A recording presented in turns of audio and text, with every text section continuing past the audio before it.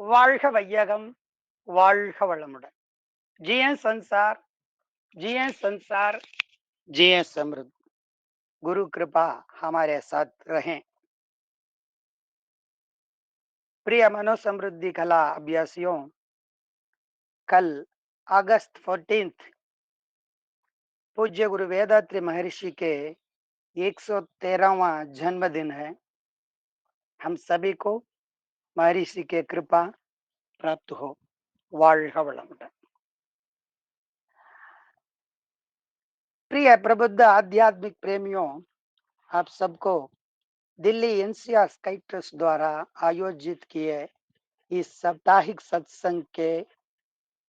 सत्संग में आमंत्रित कर मेरा भाषण प्रारंभ करता हूँ। दोस्तों, आज का शीर्षक है मन को मजबूत करें, जीत पाएं। असल में मानव जीवन का जीत स्वयं को जीतने पर संपूर्ण होता है। इस लक्ष्य को प्राप्त करने के लिए कैसे मन को मजबूत करना, क्यों मन निर्बल होता है, इसे कैसे सुधारें, ये सब आगे देखेंगे। दोस्तों, कुछ परिस्थितियों पर काबू पाने के लिए शारीरिक शक्ति की अपेक्षा मानसिक शक्ति की अधिक आवश्यकता होती है। जिस मार्ग हमने यात्रा की, वह केवल जीवन पाठ नहीं है। वैसा हुआ वैसा होना चाहिए, यही हमारा कर्म फल है। जो हुआ उसके बारे में मत सोचिए, क्योंकि अप्राप्य वस्तुओं अप्राप्य है। इसलिए आपने प्राप्य को प्राप्त कर लिया। इसके लिए आपकी मन को अधिक तेज और मजबूत बनाना होगा। आपके मन सचेतनता से कार्य करना चाहिए, जबकि मन एक गुरु की तरह खड़ा होकर जागरूकता के साथ कार्य करेगा। तब तक माया परेशान करेगी। अपने जीवन में आलस्य रखने वाले दूसरों का जीवन शैली देखकर अपना जीवन उसी तरह जीना चाहते हैं, यह पूरी तरह से गलत है। क्योंकि यहाँ पर हर किसी का जीवन भिन्न भिन्न है, इसे वे महसूस नहीं करते हैं। बहुत अमीर रहने की इच्छा मत रखिए, तथा आप अमीर हो, दूसरों को मदद कीजिए। यदि आप परोपकार यदि आप परोपकार के अनुयायी हैं, तो आप मृत्यु के बाद भी यही रहेंगे। यही है महर्षि कहने वाला सुयश।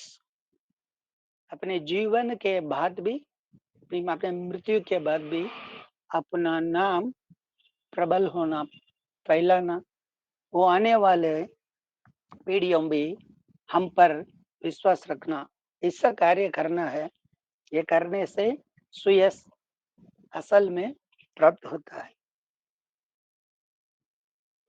परोपकार चिंता बिना जीने मानव अपने जीवन काल में ही सौ के समान होता है। यदि आपके पास अपनी जरूरतों के लिए धन है तो यह पर्याप्त है। इसे सही ढंग से संभालना पड़ेगा। आपकी जीवन की सीमाओं की योजना बनाना पड़ेगा। कई लोगों को धन से सम्मान बहुत अधिक लगता है। वे अप्राप्य मूल्यवान चीजों पर उदास होकर उसे प्राप्त करने के लिए अवैध मार्ग अपनाते हैं। इस कदर कई लोग अनित्य वस्तुओं पर इच्छुक मन लगाकर उसे प्राप्त करने में जीवन जीने बिना दौड़ रहे हैं। उनमें से कुछ प्रयास करते हैं और असफल जाते हैं। कुछ लोगों को धोखा मिलता है। इसका कारण यह है कि उनके मन इसे अपना गौरव मानता है। वे सोचते हैं कि अगर वे उन वस्तुओं को हासिल कर ले हैं तो यह उनका गौरव है। वस्तुओं पर लगाव के कारण मन में अहंकार, कर्म और भ्रम आदि त्रिदोष बनाकर उनके मन स्वयं उच्च मानकर अलग-अलग इच्छाओं पर उड़ती रहती है। इस तरह कई इच्छाधारी उदासी रहते हैं। वे मजाक में बात करेंगे, जबकि मदद करने वाले लोगों से उन्हें उम्मीद नहीं मिलती। इन लोगों को मन मजबूत नहीं है।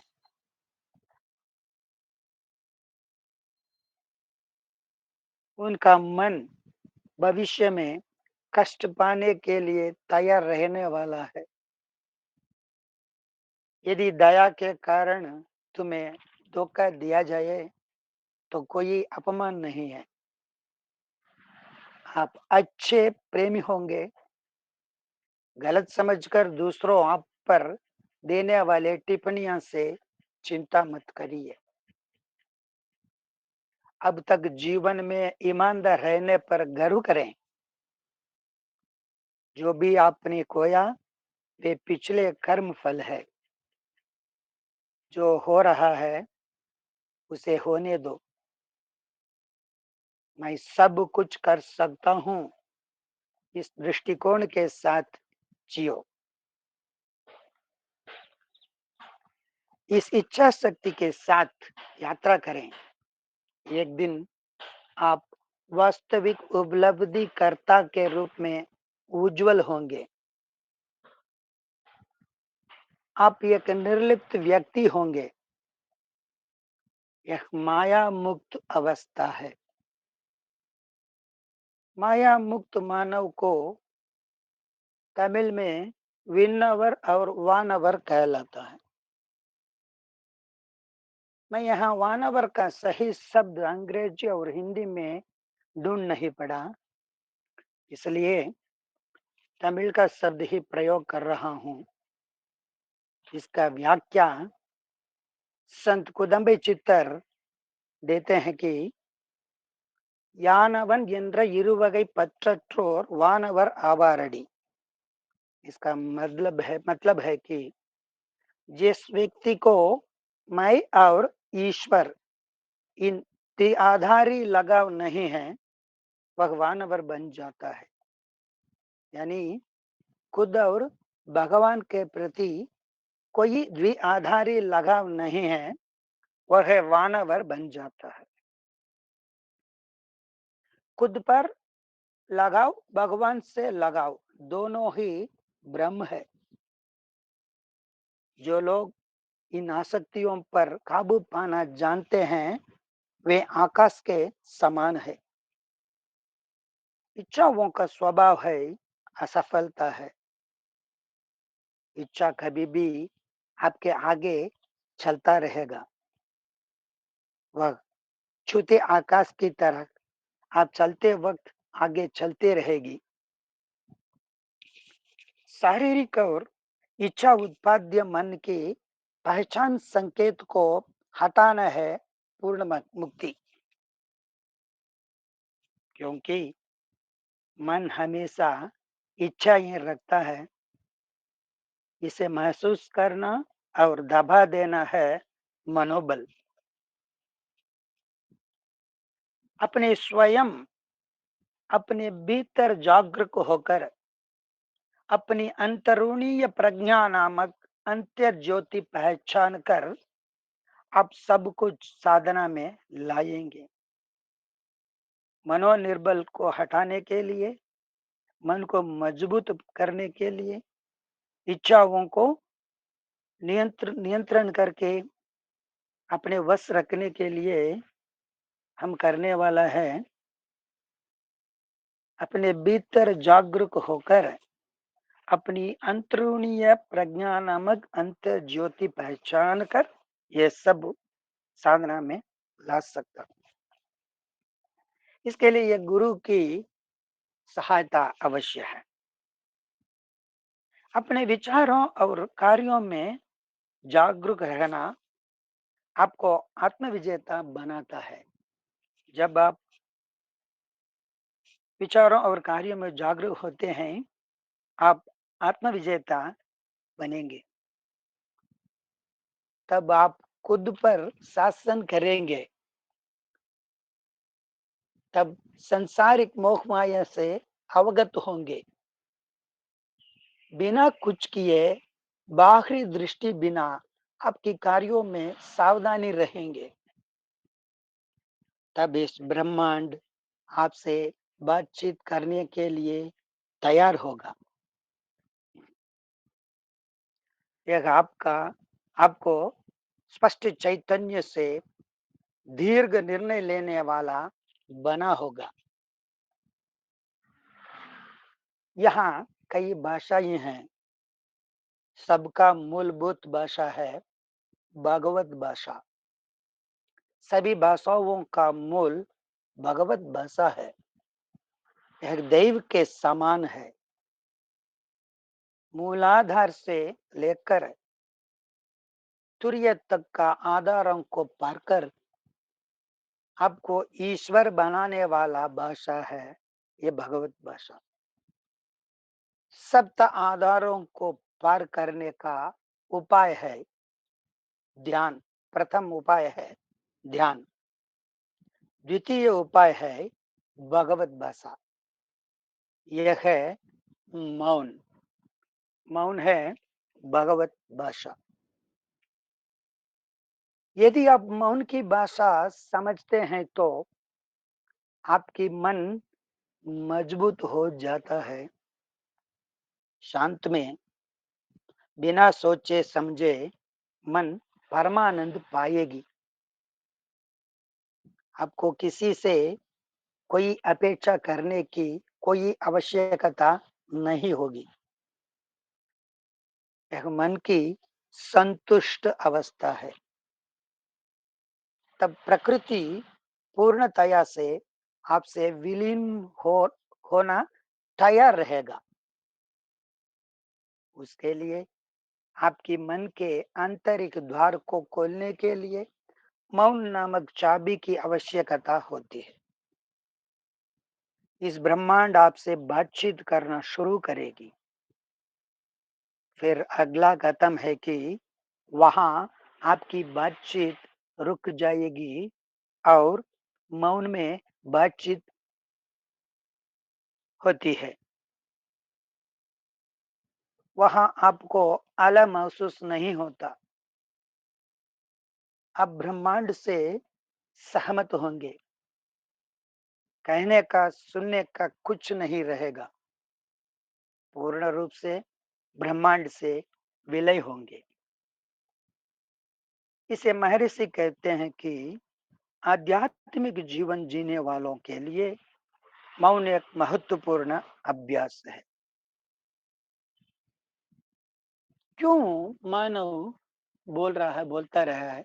मानव बोलने का अवश्य क्या है कि मनुष्य अपने अनुभवों को दूसरों के सामने व्यक्त करने और अपनी जरूरतों को दूसरों महसूस करने के लिए बोलता है। असुधारित मानसिक व्यक्ति का वाणी कठिनाइयां लाती है। योग अभ्यासों में विशेष लाभ देने वाला है मौन व्रत। यह आत्मनिरीक्षण में सर्वोच्च अभ्यास है। मौन धारण बिना आत्मनिरीक्षण इतने ज़्यादा फल नहीं देता। हम हम आम तौर पर सोचते हैं कि मौन माने निःशब्द है। मौन व्रत का और गहरा विशेष अर्थ भी है। एक है मनोनियंत्रण अभ्यास। मनोनियंत्रण अभ्यास में निशब्द रहना एक बाहरी अनुष्ठान है। ये मौन व्रत कैसे पालन करेंगे? इसमें कैसे जीवन के साथ करेंगे? क्या कुटुंब में वो पारिवारिक जीवन, संसारिक जीवन जीने वाले को ये करना इतना आसान नहीं है मौन। फिर भी इसलिए महर्षि ने इस मौन धारण को 3 तरीका इसको छाँटकर इसे कैसे पालन करेंगे सरलताया से, वे सब व्याख्या देते हैं महर्षि। मौन व्रत का उद्देश्य है मन पर नियंत्रण। मौन धारण 3 प्रकार का है। प्रथम है वाक मौन, बोलने बिना चुप रहना दिन भर या महीने भर। ये एक तरीका है मौन व्रत में। तो द्वितीय है इंद्रिय मौन, कुछ कार्य करने बिना चुप रहना। संवेदी अंगों को या कर्मेंद्रियों को उपयोग करने बिना चुप रहना है इंद्रिय मौन। तृतीय है महामौन। महामौन माने वाक और इंद्रिय मौन के साथ डगमगाते मन को शांत करके ईश्वरीय बोध में रहना, यही है महामौन। इसे मौन निलय कहते हैं। मौन रहकर आत्मनिरीक्षण करने से ईश्वरीय स्थिति की ज्ञान विवेक को प्रदर्शन होगा। इस प्राप्ति को अंतर्ज्ञान या ईश्वरीय वार्तालाप कहलाता है। जीवन में एक अवसर बनाइए और एक दिन, 10 दिन, ये 15 दिन का मौन रखें। इससे 3 कलंक दूर होकर विवेक में आध्यात्मिक चेतना विकसित होकर शांति और स्पष्टता प्राप्त होती है। मौन धारण करने से क्या लाभ मिलता है हमें? प्रथम है संवेदी अंगों नियंत्रण होती है। जीव का तीव्र वृद्धि, जीव का संवर्धन, ये सब मिलता है। ध्यान में ईष्टा बोध की प्राप्ति होती है। व्यक्तित्व का विकास होता है। निरंतर जागरूकता होता है। आध्यात्मिक विकास होती है। चरित्र की उत्थान प्राप्त होगी। सबसे ज्यादा सेवा भाव विकास होता है। कर्मफल तत्व समझ में आएगा। प्रपंच रहस्य और इसके क्रियाकलाप समझ में आएगा। ये सब मौन व्रत का फल है। इस मौन व्रत को कैसे पालन करेंगे, इसका सहज तरीका क्या है, ये महर्षि कह रहे हैं। एक हफ्ते में या एक महीने में एक उचित दिन चुने। ध्यान और आत्मनिरीक्षण बदल बदल के कीजिए। आधा घंटा के लिए ध्यान और 2.5 घंटे के लिए आत्मनिरीक्षण करके हर 3 घंटे में मौन धारण रहना चाहिए। हफ्ते में एक दिन या महीने में एक दिन शुरुआत में मौन धारण करने के शुरू करते वक्त कुछ दिन के लिए सिर्फ 3 घंटा के लिए भी मौन धारण कर सकते हैं। इसमें आधा घंटे के लिए कुछ भी एक ध्यान, हमारा कुंडलिनी योग करके 2.5 घंटे के लिए आत्मनिरीक्षण करना ज़रूरी है, करेंगे। ये पर्याप्त है प्रारंभ में। आत्मनिरीक्षण के लिए हम लेने वाला चीज़ें है, विचार अन्वेषण, इच्छा सुधार, क्रोध वर्जन, चिंता उन्मूलन, मैं कौन हूँ आदि अभ्यासों को तालिका चुनकर आत्मनिरीक्षण करनी चाहिए। मन की अशुद्धियों को दूर करना, मन की पवित्रता और कर्म की पवित्रता प्राप्त करना, यही है निरीक्षण, मौन में करने वाला आत्मनिरीक्षण का उद्देश्य है। हमारे जन्म से लेकर अब तक हमारी सहायता और उपकार किए लोगों को जिए समृद्ध बोल के आभार प्रकट करनी चाहिए। मौन धारण करते वक्त आधा घंटे के लिए ध्यान, तो आधा घंटे के लिए विचार अन्वेषण करके बाकी समय में क्या करना है कि वो तो शुभकामनाएं बोलते रहना, ये कैसे करना, किसी को करना, क्यों करना, ये सब महर्षि करें। वो तो बाकी समय वो बचता है ना मौन धारण के वक्त, उसमें हमारे जन्म से लेकर अब तक हमारी सहायता और उपकार किए लोगों को जिए समृद्ध बोल के आभार प्रकट करनी चाहिए। दूसरा है, हमारे जन्म से लेकर अब तक हमने जिसे भी कष्ट दिया, दुख पहुंचाया हो, उससे हृदय से क्षमा याचना करके उन लोगों को भी जिए समृद्ध बोलनी चाहिए। अब तक हमें दुख पहुंचाए लोगों को क्षमा करके उन लोगों के जिए समृद्ध शुभकामनाएं देनी चाहिए। मौन अवस्था में रहने समय सोचते सभी विचारों गाढ़ा होती है। हफ्ते में एक दिन का मौन धारण विशेष है। कम से कम महीने में एक दिन मौन धारण करना अच्छा है। साल में एक बार अधिक दिन लगातार मौन धारण रहना हमारा आनुवंशिक केंद्र को अच्छी तरह से पवित्र करने का मदद करेगी।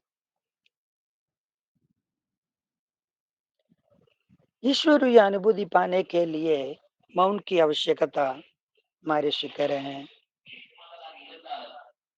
अंतर ध्यान में प्रथम कार्य है कि प्राण पर मन लगाकर चेतना को शांति स्थिति में लाना।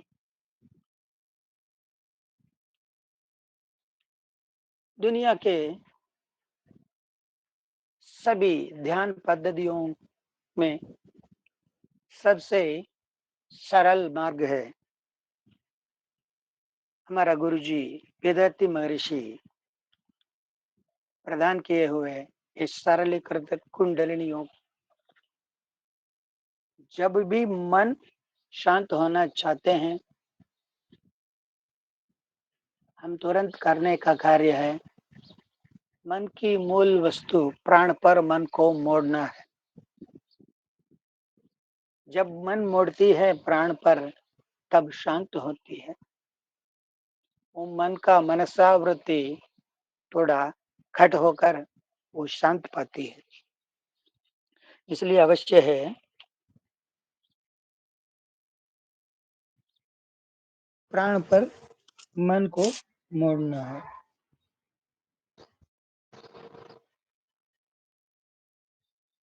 प्राण बोध पाने वाला इस ध्यान को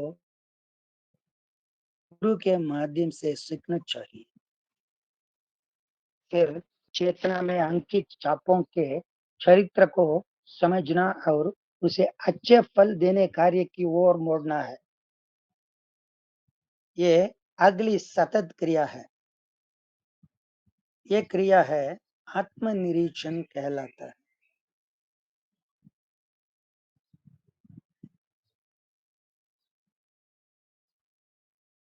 इसे लय यानी संयम परिशिक्षण या आत्मनिरीक्षण कहा जाता है।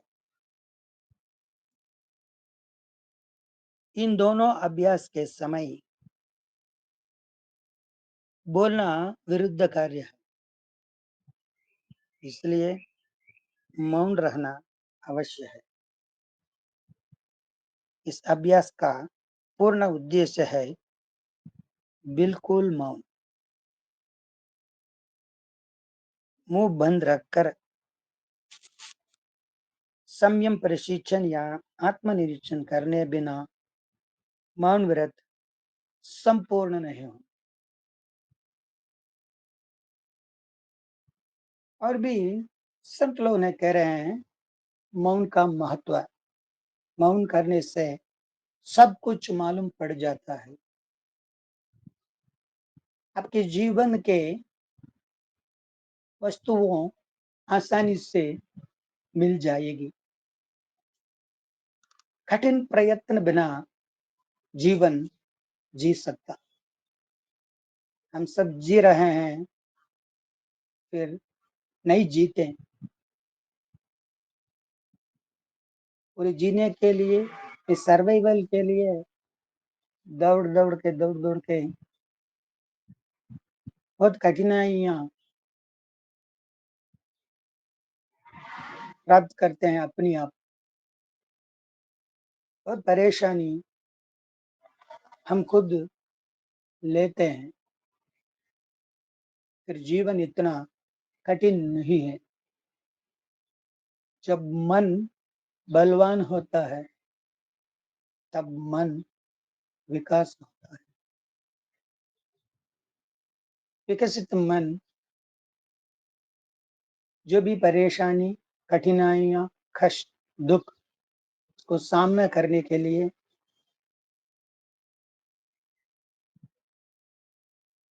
बहुत बहुत तैयार रहता है।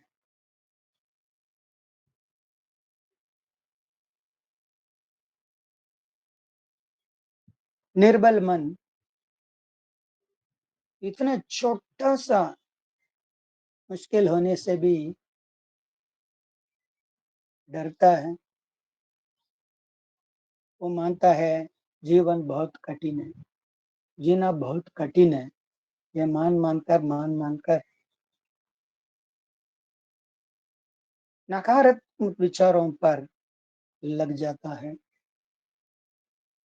क्योंकि जो मन सोचता है इसे सफल करने के लिए ये ब्रह्मांड रेडी है, तैयार रहता है। इसलिए हम महर्षि द्वारा प्रदत्त सरलीकृत कुंडलिनी योग को दैनिक अभ्यास में लाएंगे। हम कोशिश करेंगे, प्रयत्न करेंगे हफ्ते में एक बार सिर्फ 3 घंटा के लिए मौन धारण करने के लिए शो करेंगे। जीत पाएंगे ये मौन धारण। हफ्ते में एक, महीने में 2 दिन, साल में लगातार 1 हफ्ते, 10 दिन, 15 दिन तक ले जाएंगे। मन को मजबूत करेंगे। जीवन का लक्ष्य पर जीत पाएंगे। सुखमय जीवन जिएंगे। इसी के साथ आप सबको और एक बार जिए समृद्ध शुभकामना बोल बोल के इस वाणी को संपूर्ण कर रहा हूँ। इस अवसर देने के लिए ईश्वर और गुरु जी के लिए एनसीआर राइट, इसको भी मैं फिर भी वर्षावलंबन शुभकामना कह रहा हूँ। आप सबको नमस्कार। वर्षावलंबन वर्षावलंबन जी एन सम வாழ்க வளமுடன்.